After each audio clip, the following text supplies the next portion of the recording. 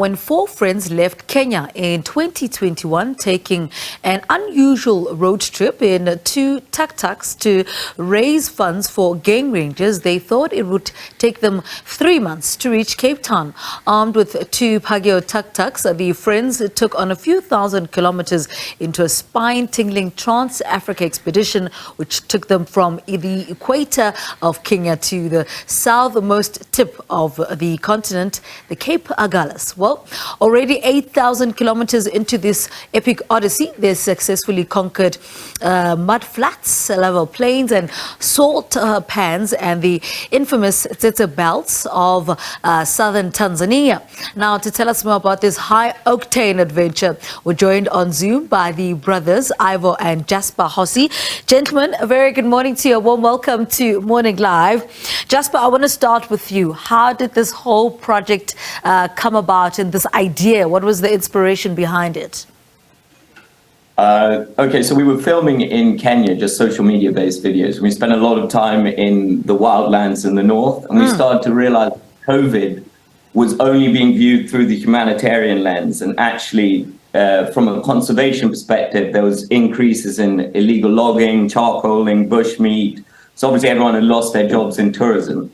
So yeah, rangers were really struggling. Their workload had doubled, their pay had halved, and no one was really focusing on this war that they were facing. So we thought, let's try raise some money and exposure for them. How do you do that? Choose the most ridiculous vehicle possible and travel 23,000 kilometers down Africa in it. And so we're actually 23,000 kilometers in, not 8,000 kilometers in. We're just very bad at updating our website. Jasper, I want to talk about this entire experience. I mean, speak to us about traveling on a tuk-tuk. I mean, I can't imagine the challenges that come with it. Yeah, no, we are certainly going to the chiropractors earlier in life. I've aged about 15 years on this trip. No suspension at all, and we have not chosen the tarmac routes of Africa. So we've been on corrugations, potholes, and dirt roads, and if you ever encounter sand, you're pushing, but overwhelmingly positive, because everywhere in Africa we've been met with the biggest smiles. Everyone's like, what is going on here? When you're in the middle of the desert and suddenly these two little city slicking tuk-tuks are puttering along down this dirt road. So everyone will help you out the whole time. We can never make campsites or lodges because we're limited to about 30 kilometers an hour. So everyone will just take you in, whether you're near a village, they'll be like, oh, come camp near our farm, and just overwhelmingly positive. Turns out, Africa, brilliant place, brilliant people, and everyone that says, be careful of traveling Africa. We've been camped on the edge of roads everywhere, and we've had not a single bad experience in 18 months of camping, just not in campsites, just bush camp. I mean, how would you describe the experience? How was that for you? I loved it. I absolutely loved it. And it's just a very different form of travel. Because I think so often in this, especially now, everything happens at such a fast pace. And so when you're driving in a tuk-tuk, we're limited, as Jasper said, to 30 kilometers an hour. But lots of the time, people will travel, say, from Vic Falls to the Okavango Delta, to the Kruger, to Cape Town, and they'll do that in a week. We can barely get from point A to point B in a week. So it opens up so much more of the country, because we could do like 120, 130 Ks in a day.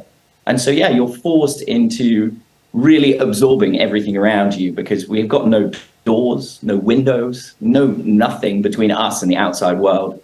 So like you can be driving through a town in the morning, and like in Tanzania every morning, they cook chapatis in the morning. So you just have those beautiful smells coming into the tuk-tuk. You'd have breakfast in local villages. You'd just cruise around. And I don't know, it wasn't the point A to point B travel that is characterized by this, like at this time of the world. I want to talk about the raising funds for game rangers. About how much have you raised? What's the update at the moment? To start off, just to clarify, it's you guys call game rangers slightly different things to what we call them at home. So we're both Kenyan. So it's more for the anti-poaching side of conservation. So it's the men and women in the bush trying to stop the poaching and epidemic happening. Annoyingly, we've been really bad at raising funds. We've tried super hard over a year and a half, and I think we've managed to raise $5,000, which is not very good. We're trying our best. One of the things that we've actually just about to release is these, which are Tech South merch. So 20% of all of the profits we make off t-shirt sales we're putting into for Rangers. And then any video contracts that we sign for social media work, we're going to give 20% as well to the Ranger Fund. Because the other thing, I mean, agreed, we didn't raise a huge amount of money for them, but our social media, we've managed to get around 10 million views or 10 million eyeballs onto the idea that African conservation needs to be, that it doesn't just need to be sponsoring a rhino or sponsoring an elephant. It can be sponsoring a man or a woman with a family that dedicates their life to preserving Africa's wild spaces for the rest of us to enjoy. Yeah. Jasper, what conversations should we be having about conserving and, keeping Africa's wildlife alive for many years to come? Well, it's a tricky one, especially what we found, where the whole idea came from, is because obviously there's a fine line between protecting Africa's communities that during a time like COVID, there was no support structure, certainly in East Africa, in place to protect all of these people in the tourism industry that had lost their jobs. And I mean, if you're put into that situation where it's either you or an impala or some antelope, or your family or the antelope, obviously the antelope's gonna get it. But I think the general trajectory of Africans' conservation is a massive success story, and I think the more eyeballs we get on the successes, the more potential funding goes into it.